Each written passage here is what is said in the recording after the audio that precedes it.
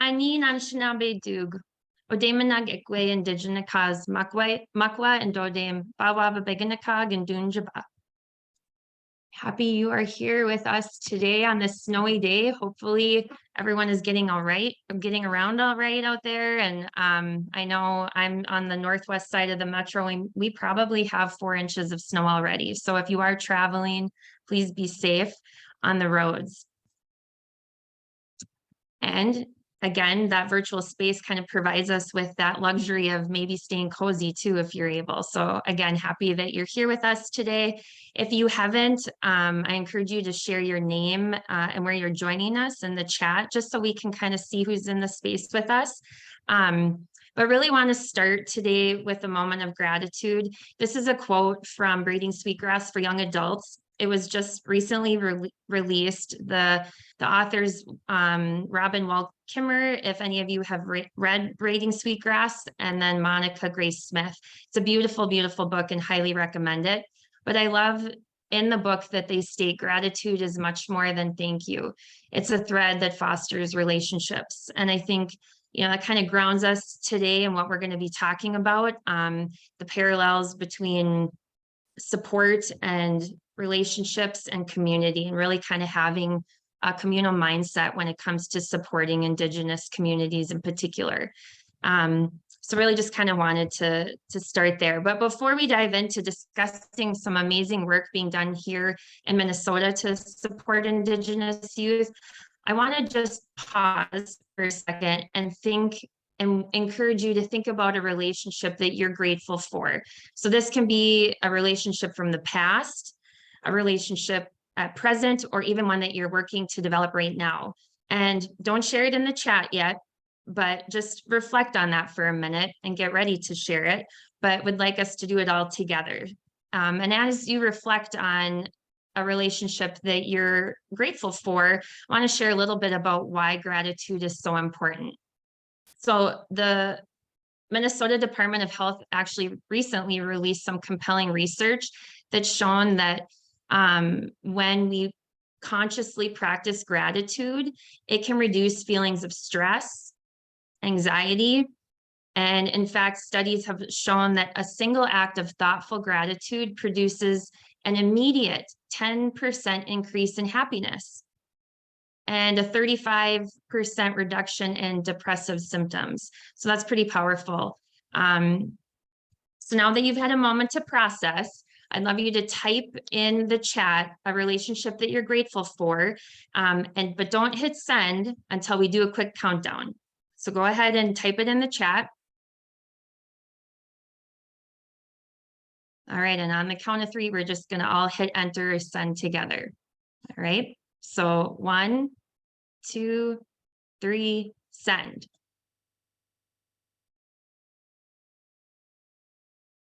Awesome. See coworker, Madge, my son, oldest brother, grandfather, friend, mentor. Awesome. I really just appreciate that. And again, Miigwech, appreciate you sharing it. If you notice, I didn't share one in particular in the chat, but I did share some pictures on this slide of the relationships that I'm grateful for. I'm grateful for my relationship with my culture. I'm grateful for the relationship with my family. And really all of these pictures show these in different ways. So I'm Emily Geray. I'm the program director at Mentor Minnesota, and I sit alongside 2 amazing teammates, Allie Ervig, who's on the call, Sarah Schaefer, our executive director, is also on the call. And with that, a little bit of background about myself. I'm Anishinaabe Ojibwe. I'm from the White Earth Nation. I grew up in a small town of Mahnomen. Mahnomen means wild rice in Ojibwe, and I'll try to share a few little Ojibwe words here and there as we go. My great-grandfather, who you see in this picture with my dad, is actually a survivor of boarding schools. And I share this with you for a couple of reasons. Really to provide a space of clear intention and invite all of us to reflect on our own experiences. And with that, you know, we're talking about supporting Indigenous youth. And when I was a young person, I attended public school. and remember how included and how happy I felt when we had an Ojibwe elder. His name was Sonny. He came in from the community, and he came in to teach us Ojibwe, but it was Ojibwe language. It was much more than that. And as many of you know, the Ojibwe language is infused with understanding, infused with values, infused with just a really rich, deep-rooted knowing. And Sonny did an amazing job of teaching us that. He also taught our Ojibwe history. He taught us ways of the present. He also uplifted ways in which we as young people could prepare for our future and even thinking those 7 generations ahead. He also taught us how to cook food. He was actually a pretty amazing cook. He taught us how to care for the earth, and maybe more importantly, he taught us how to care for one another. And so I really just can't describe how impactful this was, and I'm getting a little bit emotional even thinking about it. But it's something that I still reflect on as an adult. It was a peaceful and really reassuring time as a young person, but not just for me, it was also for my peers as well. Interestingly, not long after that time, the curriculum changed, and instead of teaching us about our Ojibwe culture and language, we were now learning DARE, a drug awareness campaign that really took off in, I'd say, the late 80s, maybe even into the early 90s. And DARE was a drug awareness, as I mentioned, campaign that overflowed into spaces of school. And what stands out to me and why I point this out is that there was a huge shift. So I was with my peers, and as the shift in curriculum changed, there was also a shift in behavior. When the culture curriculum went away and was replaced by this other curriculum, I noticed that more fights were happening. There was more conflict that followed. And by the time I was in high school, many of my classmates had stopped coming to school, and many dropped out of school altogether. And again, I share a bit of my own experience to highlight the importance of providing young people with spaces to build relationships with their culture and spaces to share and learn and grow together. So today we're going to be hearing from an amazing educator. She's a researcher and just an all-around incredible human. And I'm fortunate enough to call Odia my friend. And I'm just so excited that she's going to be joining in this conversation. And with that, and we're talking about gratitude, I do want to mention a little bit more about Mentor Minnesota. And if you're not familiar, so it's with a grateful heart, hence the heart, which I love that we've put together when it talks about really what our mission is. And Mentor Minnesota is working really hard to fuel quality and quantity of inclusive developmental relationships for Minnesota's young people. And so that's, we kind of call ourselves bridge builders, where we're trying to connect and convene community together, and really understanding fundamentally that we want youth voice at the heart of everything that we do, because we do know that supporting or having supportive relationships changes outcomes for young people. So really trying to create more of those connections in their communities and spaces of education and out in the workplace and any space in between. I'll share in the chat here too. If you wanted to learn a little bit more about Mentor Minnesota, you can certainly check out our website as well. So speaking and walking respectfully today. So again, this Lunch and Learn is really about creating a space to discover ways to uplift and support positive youth development and identity through culturally relevant resources. Also want to, as educators, as program leaders, as community members, prioritizing supportive relationships with caring adults, really with culture is also a really essential piece of youth development. Also with the understanding that culture is a way of life. And the only housekeeping that we really have for the next 45 minutes is just that we ask everyone to honor ourselves and honor and respect one another in this space as well. And with that, and as I was sharing a bit of my own story, I want to also recognize that there's great diversity in Indigenous communities. So we cannot stress enough the importance of educating yourself, as well as connecting with elders and culturalists in your own community. I know we have folks here from Canada, from other places around Minnesota and beyond Minnesota. And so really ask you to connect with community and connect with those elders and culturalists in your own area when it comes to program development.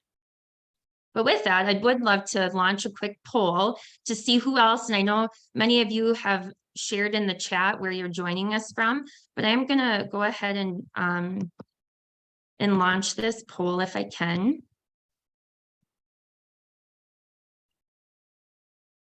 Just to kind of see where everybody is joining us as far as your space and at the table. Awesome, we're already at 60%. Just a few more seconds.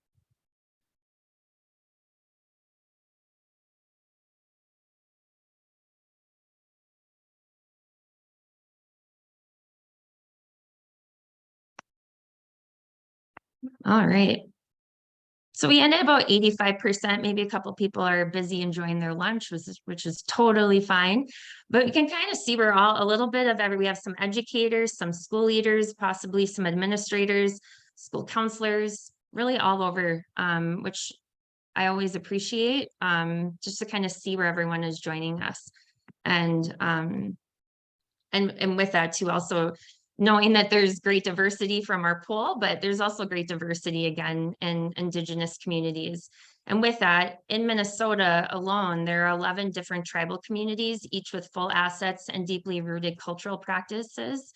So I just kind of want to recognize that as well. I also want to mention too that while there is great diversity amongst Indigenous communities and great diversity in spaces of community such as this, it's important that there are, or just to recognize that there's some, oh, I'm going to stop sharing my poll. There we go. But wanted to point out some parallels among the Minnesota community as a whole. So this data came out that showed 90% of Minnesotans believe in teaching more Native American content in school. 90%. That's high. And according to a national poll, 72% of Americans agree it's necessary to make significant changes to school curriculum about Native American history and culture that's in your K-12 schools.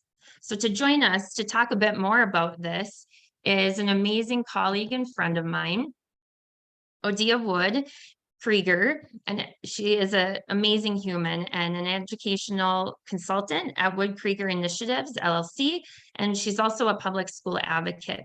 Odia is the author and principal investigator of a new research report, Restoring Our Place. And I'll share this report and these resources to you in the chat here in a second. Restoring Our Place was commissioned by the Shakopee Mdewakanton Sioux community as part of its Understand Native Minnesota campaign, which looks at Native resources that are most helpful to educators and what materials are still desperately needed. And as I mentioned, Odia is an amazing educator, researcher, and just all around incredible human. And it's with gratitude that she's in this space with us today to provide some insight and ways of providing support and supportive youth development with so much heart and so much grace. So with that, Miigwech Odia. You know, Emily, I think I'm just going to have you on speed dial whenever I need like a pick me up. I'm going to be like, I'm going to get on the horn with Emily and she'll tell me that I'm amazing and that the world is great. So thank you for that. Yeah. So well, I do want to say, if I would like, yeah, I do not like public speaking a whole lot, as you know, and can probably tell, but again, just happy you're in this space to sit alongside. I just mean my cup is full now. So that's just great. Awesome. So I do want to, on your previous slide, you said 90% of Minnesotans were in agreement that we needed to increase Native content. When they did that poll, they had super majorities in every demographic. And that's what makes this so important. So a lot of folks are like, was this just an urban poll? Was this just amongst Democrats? No, this was white men. This was conservatives. This was Democrats. This was rural Minnesota. This was urban Minnesota. And that's what makes that particular poll so interesting, is it was super majorities in every demographic. And that's huge. So in thinking about that, we're really in a great position to start fostering more culturally relevant content, especially with regard to Native American content here in Minnesota. So I just wanted to say that. So thank you for that. And so, Tanse, hello. My name is Odia. I am originally from Saskatchewan, Canada. I've lived in Minnesota for, 12 years now. They're almost 13. And I live about a mile from George Floyd Square. So I'm in South Minneapolis near Roosevelt High School, for those of you that know Minnesota or Minneapolis. I worked for Minneapolis Public Schools for 9 years, left that in June of 2019. And my job there was to create culturally relevant content, coach teachers, do experiential learning activities, create curriculum, lead professional development, things like that. And when I left in June of 2019, I went to consult full time. And I'd been doing some consulting before that, sensitivity reading for publishers like, why is there a totem pole in your Southwest story? Or doing work for Dream of Wild Health or Division of Indian work. So when I talk about my work, I really get to do all the fun things that I've always wanted to do and focus on that. But that being said, it doesn't mean I don't love public schools and continue to find ways to support them. I have two big projects, one of which Emily mentioned, the Understand Native Minnesota project, and I can get more into that. And then I also do community outreach for a traveling Smithsonian exhibition on implicit bias called The Bias Inside Us. And so if you're looking for ways to talk about how bias shows up in teaching, in real life, how our brains handle difference, things like that, the exhibition is going to be at the Science Museum in Minnesota. It's going to open, I think, December 17th, and it will be there until the end of February. And we're also coming up with a poster exhibition, 9 posters and a teaching guide that you can talk about how bias shows up in regular life. So for any interest in that, you can have Emily connect you with me. But for today, we want to talk about the Understand Native Minnesota project. And as Emily said, the Shakopee, Madawakan, and Sioux created this project, and they pledged $5 million toward increasing Native American narratives in the state of Minnesota. And they pledged that at the National Indian Educator Association conference that was here in Minnesota in October of 2019. COVID derailed all plans. And so we sort of picked up the pieces of everything and ended up getting this report written. And this report has been pretty cathartic for me. I will say I certainly had some biases and some big feelings about having worked in public education and, thinking, why don't people incorporate more culturally relevant content? And, why aren't teachers doing this? Or how can we support teachers? So this report for me was a way to investigate some of those questions that I had carried for a long time. And so the report came out in June, and I'm super happy to talk to you about some of it.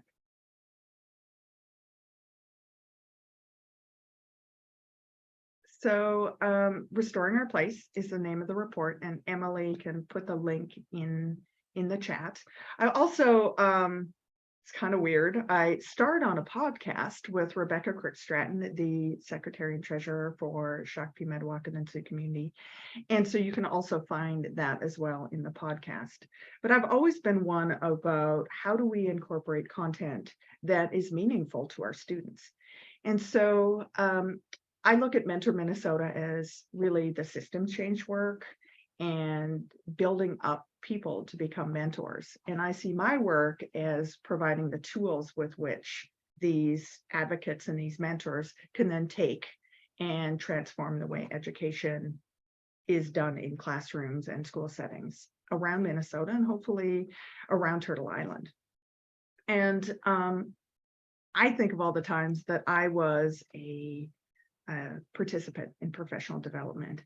And if I had to go and I didn't want to go, how that made me feel. And all the things I did not to pay attention. Was it, writing emails or checking my phone or texting someone about how miserable I was that I needed to be in that professional development. But I think about how it was different if I knew the presenter and I had a relationship with the presenter. And even if I didn't want to be there, I listened out of respect for that relationship I had with that presenter.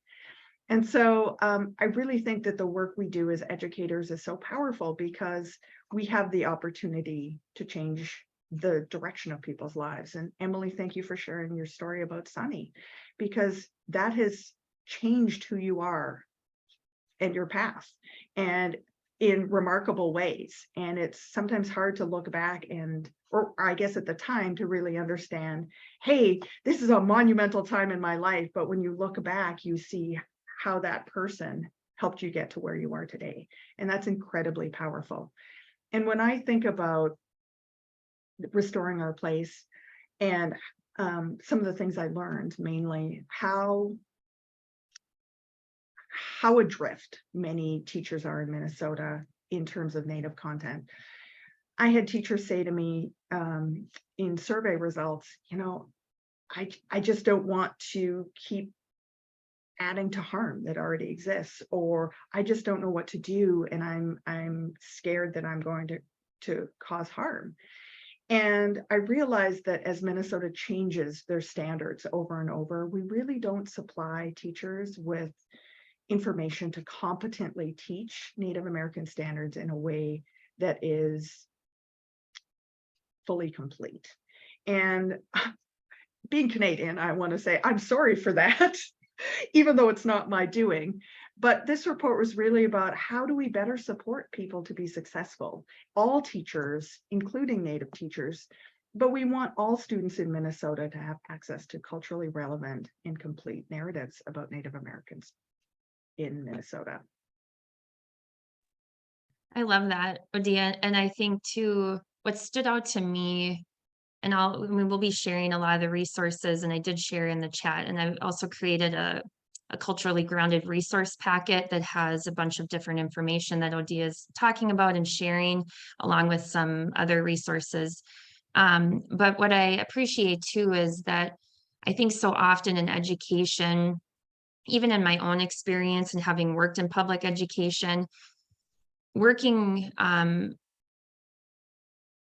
maybe even just the teaching part of, of Indigenous history is always looked at it in the past.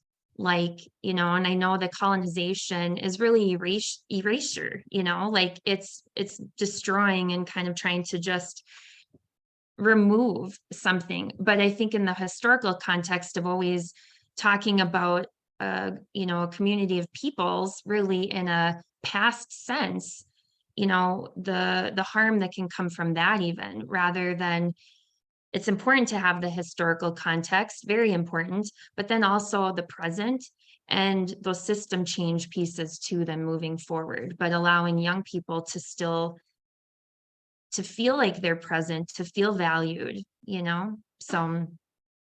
One of the, so in this report, I asked folks to rate their confidence teaching Native content. So there's a Likert scale from 1 to 7, and folks could pick their number and then give me a little bit of a rationalization about why they do that.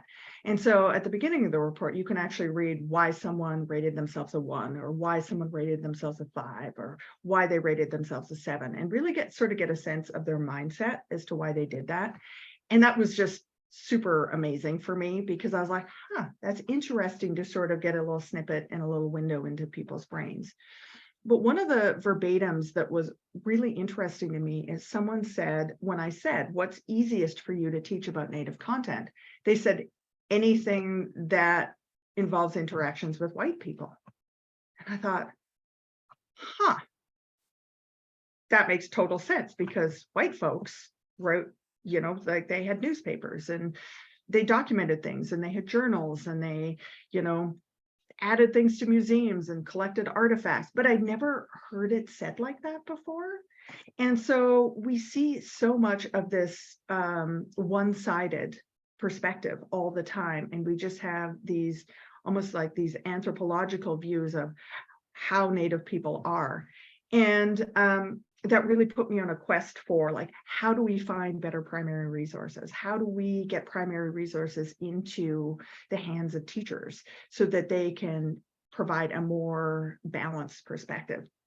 And so one of the, you know, as we think about what to do as a result of this project is teachers gave me a wish list of things that they wanted. And so now I'm on the hunt to try and figure out how to achieve so many things on this wish list. So it's actually pretty fun that this report keeps teaching me over and over lots of different ways to better support educators here in Minnesota.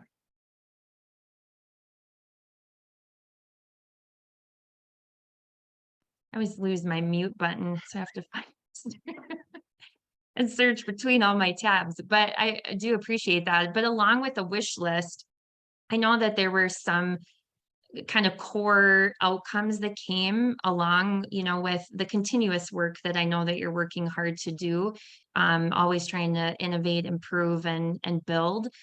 But do you mind talking about some of those key outcomes that came from Yeah, this research? for sure. I have my trusty copy of my report in front of me. And so we had 6 outcomes that came as a result of this. And look at you, you've got them all there. So if you're one of those people that likes to stalk the job boards to see what's out there and maybe think that you want a different job, you will notice there is a ton of jobs for Native people right now. But what I will tell you, while there is a ton of jobs for Native people, there are not a ton of applicants available. And so there are many great jobs out there. And so I would say that's not necessarily a lack of applicants. It could be a lack of confidence in terms of whether or not people think that they're well suited for that job. It could be folks that maybe aren't privy to a lot of the same job boards or know where to look. But what we're seeing a lot is there are some really great organizations that we call Native adjacent, like the Humanities Center. They're doing some great Native content. We need to really help Native folks become curriculum writers, work within a system that maybe wasn't built for them. And so when I say that we need to increase tribal and Native expertise, we need folks in the know that understand the issues, understand the history, understand curriculum, to help us out and write curriculum, lead professional development, foster these kinds of conversations, and really work in schools. So one of the things that I determined when I did that Likert scale about people who feel confident, we determined that 66% of people who answered this survey don't feel comfortable teaching Native content at all. But in learning that, we realized that those who did feel confident felt confident because of authentic experiences they had. They might be related to a Native person. They might have a friend who's a Native person. Their children may be Native. They're not, but their children might be. Native colleagues. Maybe they went to a powwow, maybe live on a reservation. So all of these things increased people's ability to feel more confident with Native content. And so as we think about what does tribal and Native expertise look like, we're really thinking, how do we find ways to authentically engage non-Native people with Native people, but not make it a burden, right? As a Native person myself, I know sometimes I feel like I'm doing a lot of teaching. And as an educator, that's something I'm okay with. There are many people who feel like it is labor, really intensive emotional labor. And I think part of the work that this campaign needs to do is talk about, like, how do we build relationships with Native people that doesn't feel extractive, right? How do we not use them for our own benefit and then take things from them and say they're ours, or use Native content to elevate the position and not not honor the relationship where you got that information. We see that a lot, and that's a cardinal sin sort of within our community, right? Like, don't be extractive, don't use people for your own benefit. And I feel maybe a little harsh saying that, but it hurts, right? Like it's more of a, it's not just using, it's a deep cultural wrong. And Emily, I'm sure you can agree, like it hurts in a different way. Yeah, absolutely. And I think really, you know, it's about intention, I think, and being transparent and being authentically yourself and coming at spaces of building relationships in a genuine and authentic place. Because, you know, we talk about that when building relationships with young people. I know sometimes people ask, like, I used to work with behavior intervention spaces, particularly middle school kids who I absolutely adore to this day. I miss it terribly. I think some folks that possibly knew from spaces of my past work are on the call. So I'll say that tremendously, that I do miss working with the kids. That being said, I think, like young people, Indigenous people also have such a strong sense of connection in their space in the world, and they can smell BS miles and miles and miles away. And I say that in a really loving way, that, again, don't do that, right? Don't come from a space of taking, rather coming at a space of giving, and curiosity.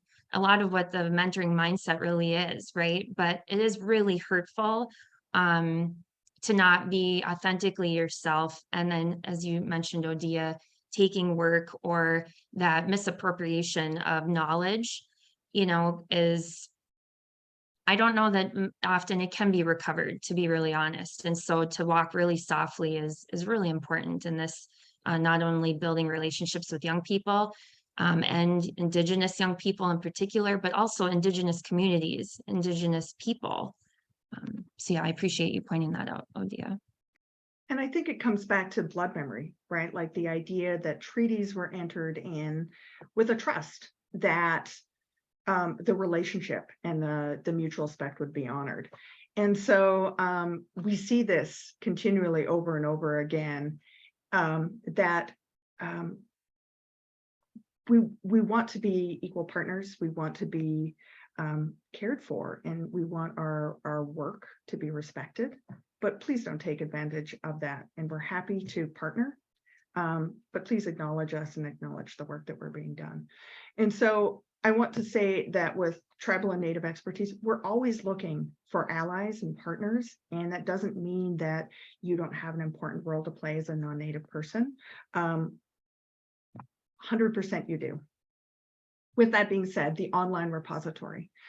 So one of the things many teachers in their survey said, create an online repository that is standards aligned, that we can just plug and play. So many times we're teaching and it's like regular programming, and then, oh, Indians, teach about Indians, stop. Oh, back to regular programming. It's like a blip on the radar. And so they said, teach us how to authentically integrate Native content throughout the year. So it isn't like May's Indian Month or November's, you know, Native American Heritage Month. Please teach us how to authentically incorporate things all the way through. Like, let's talk about how Native ways of knowing show up in science. And we can teach that all through the year. Show us which books are really great to teach, written by Minnesota Native authors, that we can use in our ELA classes that aren't just a one and done. So how do we do that? So we haven't quite figured out how to do this yet, but this is still something that we're working on, because we want to be able to outfit teachers to be able to pull these things down and not have to, you know, dig through all the standards and wrestle with, well, you know, what is that and how do I do that, and alleviate some of that work. Yes, to the online, develop the aligned resources, definitely. And like I said, we want that posted on the repository and make it free and available for anyone to use. We want to make it pretty and searchable and something that teachers actually are willing to use.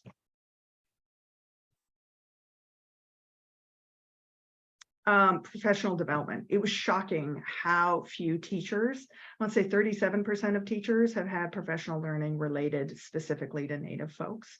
There were a lot of instances where they did an equity training where maybe, you know, they mentioned and Native Americans, you know, in passing, but it wasn't focused specifically on learning about Native folks. Just as a side note, I am working on creating an educator day the day before the Minnesota Indian Educator Association conference. So MIEA is April 19th to 21st this year. If you haven't seen, I say this year is school year, but you know it's 23. The Minnesota Indian Educator Association conference will be at Mystic Lake. Registration is open. If you want to do a presentation, they're also looking for speakers. But that conference always happens, about 600 people show up for that. But I know a lot of non-Native teachers aren't aware of it, or maybe don't have the support of their school district. So I was at the National Indian Education Association conference in October. And the day before the big conference kicked off, they did an educator day. It was free. It was presentations, people could pick what they want to do. So I'm working right now through Understand Native Minnesota to create a similar project to allow teachers to go and learn, do like an intensive day of learning and offer it for free. So I will say, if you have not signed up for the Understand Native Minnesota listserv, you'll want to do that because it will come out on there. And I see that my good friend Tammy Johnson is on this call. I texted her and I'm going to continue my campaign to get her to teach a presentation. So I'm on the record right now to try and get her to do that. So just saying, Tammy, I'm calling you out on this presentation. So we are looking for ways to authentically integrate or introduce non-Native teachers and Native teachers to broader concepts of Native ways of knowing in ways that are welcoming and hopefully free of charge, so people can willingly learn on their own terms. This was an interesting one for me. So Montana, for those of you who know about Indian Education for All, Montana kicked that off in 1997, which is pretty amazing when you consider the political leanings of Montana at the time, and sadly what continues as a raging Democrat. Indian Education for All is state mandated legislative policy that all students in the state must learn Native American content. And so they, as a result of this, created what's known as a Class 7 license. And this Class 7 license is Native folks can get approval from their tribe to be awarded a language and or culture heritage license, which allows them to work in public school without jumping through all of the hoops of licensure. This is particularly attractive. We are in conversations with like the Pellsby board, MDE, about how we can do this, but there's also folks that feel threatened by this, like, well, why do Native people get special treatment? And so we really have to have a conversation about how it's not special treatment, and how we really, as a unique demographic within the state of Minnesota, we need to increase more opportunities for Native people to be engaged in school settings. And so this type of licensure protects elders and knowledge keepers from being exploited. Oftentimes when I worked at MPS, people would say, well, hey, why don't you put on your costume and come out and do a presentation at our school for free, because you want to teach about your culture. You know, isn't that what you do? And so part of this is the conversation. How do we honor people in a way that is relevant to their knowledge, respects who they are? So this would allow, it would no longer be an honorarium. There would actually be pay, a required pay level for people who come in their schools. And it wouldn't be set up as like, oh, here's this language and culture heritage teacher, and we'll just pop them into a class and have them take over your class. It would be a relationship that's built, and they would co-teach. And so we're working on how to do that in a way that fits with Minnesota's teacher protocols. And then I don't know if folks have seen the University of Alberta's Indigenous Education for All type program. So they have Indigenous Canada. And if you are a fan of Schitt's Creek, Dan Levy is Canadian, and he posted on his Instagram, hey, come learn about Native people. And 50,000 people signed up for this Indigenous Canada course. And it was an online course of, I would say 12 modules of the basics. Think Indians 101, right? Really like all of the things that people needed to know. So we're in conversation with University of Minnesota about how do we create a similar type thing.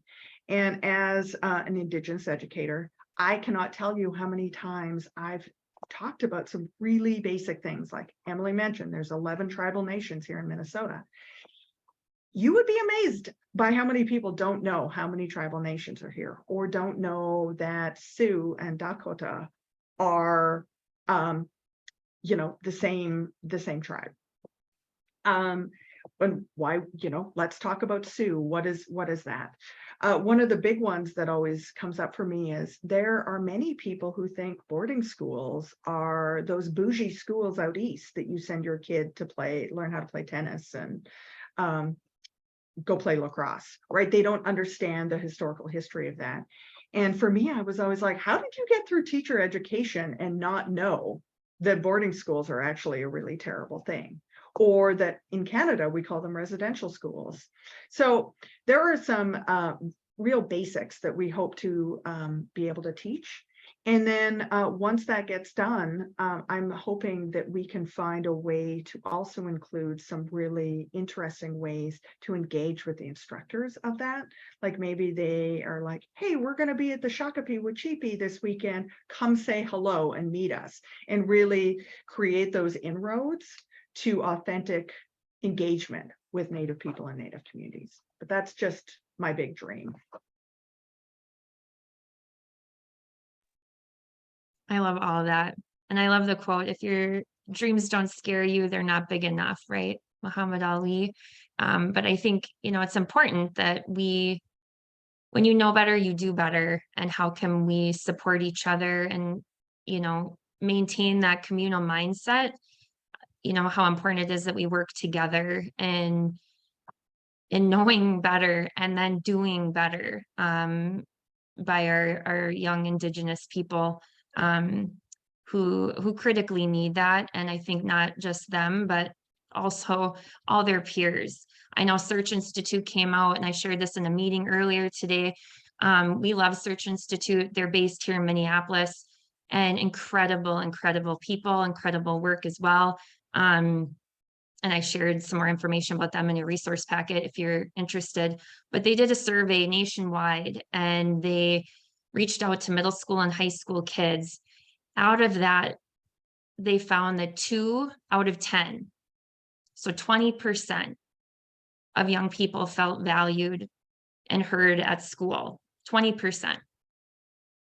So that's not just our Indigenous young people, that's them included with all of their peers. And so again, how can we maintain spaces of a communal mindset and working together to change spaces of, you know, within education, within community, within program development. I know we have some program leaders on the call too. And so really intertwining all of this and supporting each other in these spaces. And I want to add on to that and say, like, you are going to be a different person when you start incorporating Native content. And because like you said, when you know better, you do better. And so I'm currently a graduate student in a Master's of Indigenous Land-Based Education course through the University of Saskatchewan. And I was up in Detta, Northwest Territories, working with elders and knowledge keepers this summer. And I just keep going back to that experience that, like, for me, I'm like, oh, I already have a master's degree and I'm getting the second one and I'm like doing great work. And I think we often fall into the trap, especially as educators, like, damn, like I've done a lot of stuff. I know a lot of stuff. I'm like well-trained. You're always learning. And I get my comeuppance so much just because it's just the way that things come across and the growth, that I just want people to be aware that when you jump into this work, you are going to be a different person, and you need to be willing to, willing or not, you will become a different person, and it's a really beautiful journey. And you're going to find yourself advocating and pushing harder. And once you see how this work feels, you're gonna want to do more of it. And I just want to give you the warning, because it's worth the fight. And I think mentorship, relationship building, creating culturally relevant learning opportunities for students, it's worth the fight. And sometimes it feels like it's all uphill, but you are growing and you're becoming a better person.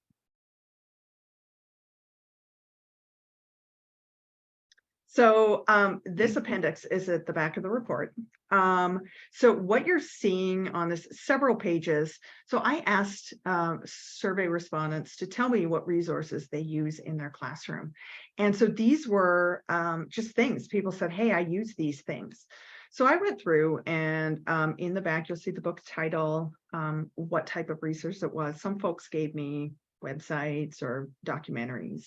I listed who the author or authors, an illustrator if applicable, and then the grade level, and then whether or not I thought the book was appropriate or not. Most of the resources were appropriate. I know some schools like to cling to particular resources like Touching Spirit Bear.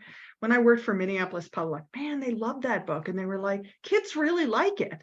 And I was like, cool story. There are better books that align with Native content, that are address social emotional learning in an authentic way, that are actually written by Native folks that don't cause harm. So why aren't we using those ones? And so it was a bit of a slog. And I continue to advocate for quality books. And that is one of the things that Understanding of Minnesota is really working towards. If folks are on the listserv, you will see that we gave away 2,000 copies of Braiding Sweetgrass for young people during Monique Gray Smith's visit, November 1st, 2nd, 3rd. We did some school visits. We were at Washburn High School in Minneapolis, South High School in Minneapolis. Tammy Johnson, who I mentioned, a friend of mine, she hosted us at Harding High School. We were in Apple Valley at the environmental school. We were at the Bell Museum. And so Monique gave a number of presentations, including a webinar, and was on WCCO talking about this book and the importance of culturally relevant resources. I'll also tell you those 2,000 books went like that. It was crazy how fast they went, which really tells us how much folks need support in this area. So bit of a spoiler. I'm currently working with the Understanding of Minnesota crew to create a platform for accepting mini grants, of which we want teachers to think about the types of projects that they want to do in their classrooms that are culturally relevant, and of which may include resource development. So and purchasing resources. So get on that listserv on Understand Native Minnesota. Emily, I will stop talking so you can finish, because you're good. And we have 6 minutes left. Yeah, no, I know. And we're probably going to go over. So if you can stay on a few extra minutes, I'd I'd appreciate it, but if you can't, I understand as well. But we're gonna continue to record too, so you could catch the end. But again, I have my copy of Breeding Sweetgrass for Young Adults. I also have Breeding Sweetgrass, highly recommend.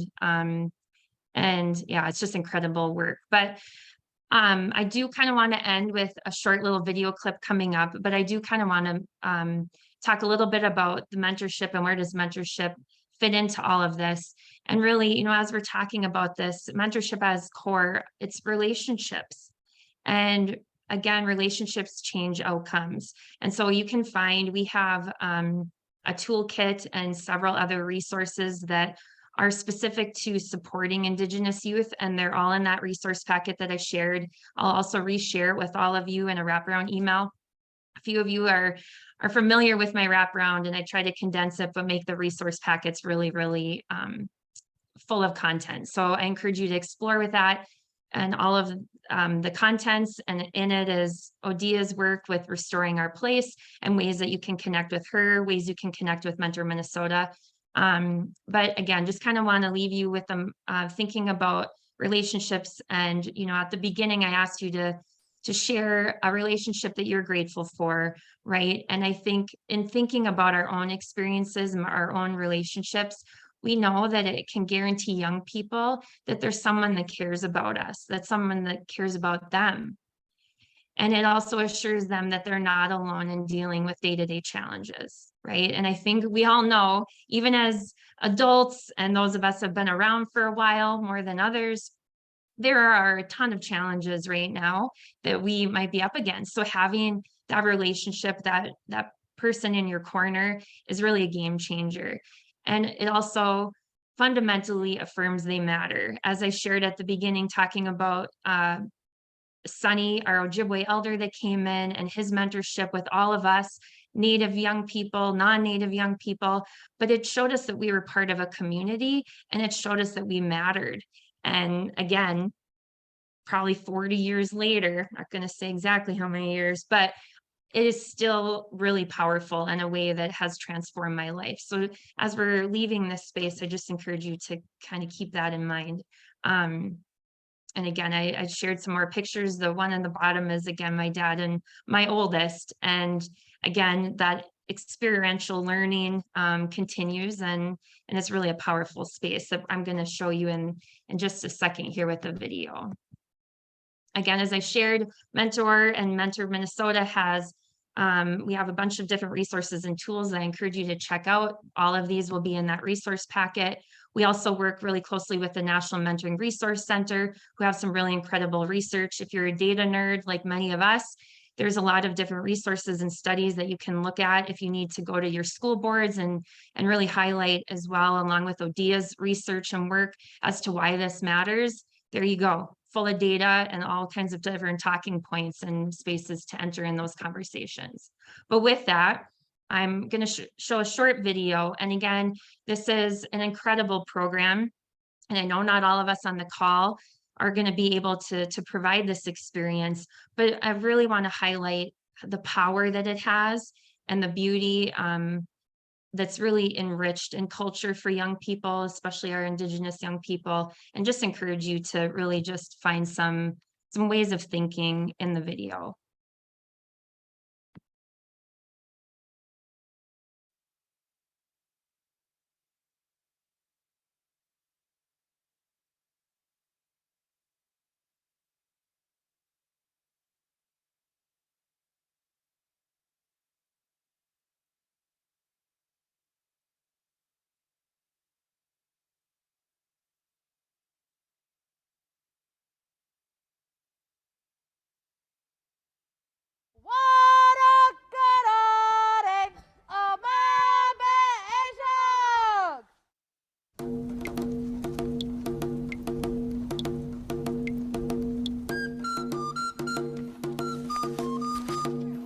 We knew that the number of existing elders who spoke Ojibwe fluently, who were raised with Ojibwe as a first language, were vastly diminishing. So we knew we had to do something quick, and so that's why we started Warukudaring.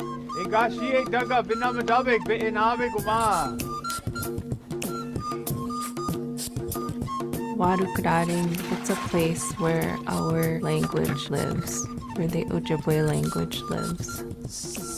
Vebakan, inabikizajig, the abaji egg wagino ega she egg, nashke dash beijing.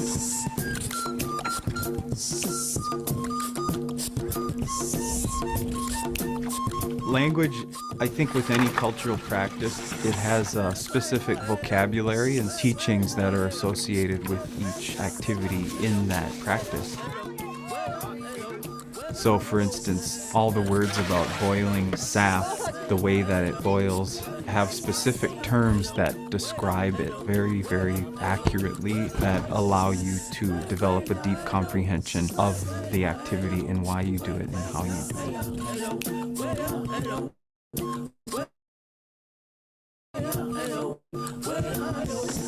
Oma, Wayne Jijuan, Zinzaba Kodabu, Mitigong, Wiko Biduyan, Akina, Zinzaba Kodabu, Aking da Atemagad.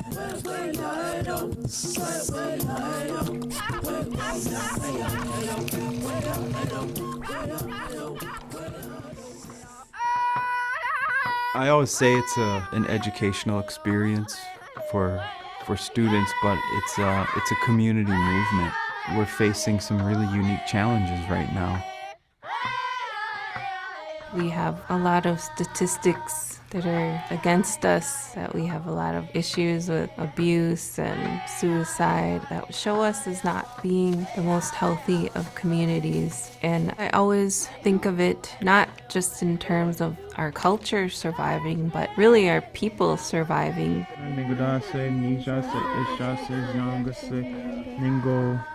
I didn't learn to speak Ojibwe as a child, but when I started studying it as an adult in college, I quickly realized how much knowledge and capacity there is in a language to know who you are, where you come from, how to see the world in that unique way.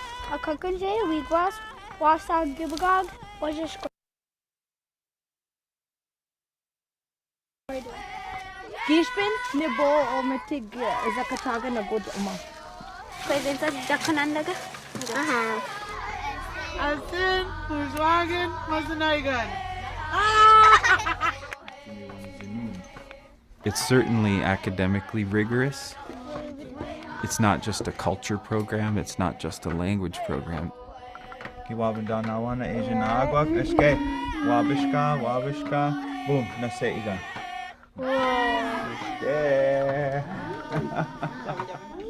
Take care of Yaman. Dagamino Abering Gijebasemakwa. Ultimately, it's prepping them and building an intellectual framework that they'll be able to apply to and adapt to, no matter where they are in the world. That will help them. And I think they're prepared with knowledge and ability that they feel proud of, that they feel connected to their ancestry in a deeper way. They have a much broader and deeper understanding of Ojibwe perspective in relation to the local community, the local environment, and the world.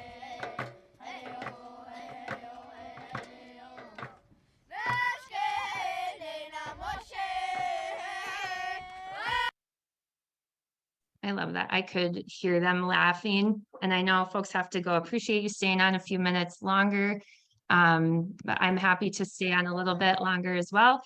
And just encourage you to stay connected, explore that resource pack as I mentioned, and then reach out with questions, or if you have ways that we could help support you, your community, your work, we're happy to do that. So again, miigwech, appreciate you being here. Gigawaba men manawa. Miigwech, Odia, you're amazing. And just appreciate you, your hard work, your tenacity, your spirit, the whole works. So again, appreciate all of you and all of you for being on this call today.